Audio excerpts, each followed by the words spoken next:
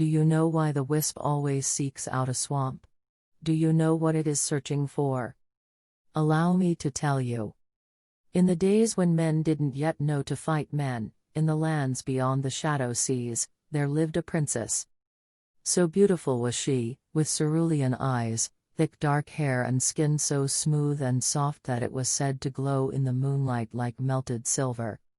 And there was no man in the kingdom or the kingdoms beyond who could match her beauty. And yet it wasn't what bothered her the most, for the kingdom had another problem. Now you see there lived a creature, a fearsome dark beast at the edge of her kingdom. Seeking cover in a swamp, it devoured all those who passed, travelers, merchants and children alike, pulling them into murky depths with enormous slimy jaws. The swamp monster they called it, and there was no bigger threat the land had faced than the vile creature. So it was to choose her mate she decided to set a test. "The man who slays the beast shall be my husband," said she. Many came, many tried, many died.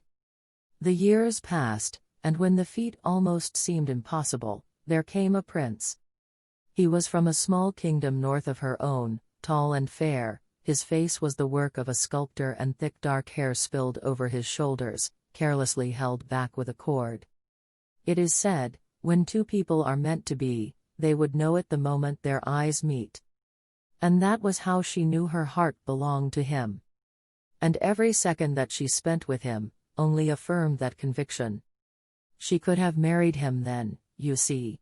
But she had given her word. Didn't every chance to destroy the beast count as a chance to save her people? And what was she if not for her promise? But then should the prince be the one to bear so heavy a burden, alone? Would it not be wiser to send an army with him? Perhaps what each could not accomplish alone, could be done together. But then, would it be fair on her part to give him a privilege she had denied so many others before him, only because she wanted him?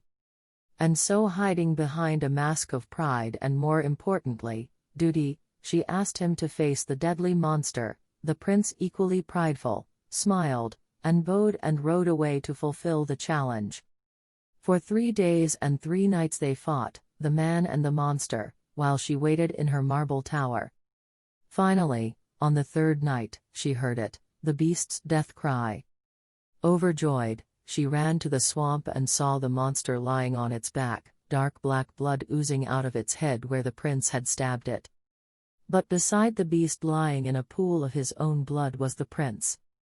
A cry of despair escaped her lips as she rushed towards him and knelt, calling. But the beast's claws had ripped right through his heart. The prince was already dying.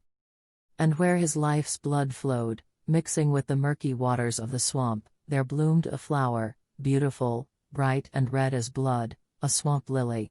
And as his life slowly left him, the flowers bloomed all around, wherever his blood touched.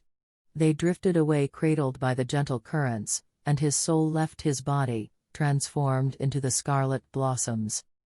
A wail of grief tore from her throat as she watched him die, her crystal tears fracturing the still surface of the dark waters. In her mind was the terrible knowledge that it was she who had led to his fall. And so convinced, in despair her soul shattered into 1,000 lights, each one glowing as brightly as she had in life. And thus were born the wisps. To this day, the wisps wander across swamps, looking for the crimson lily.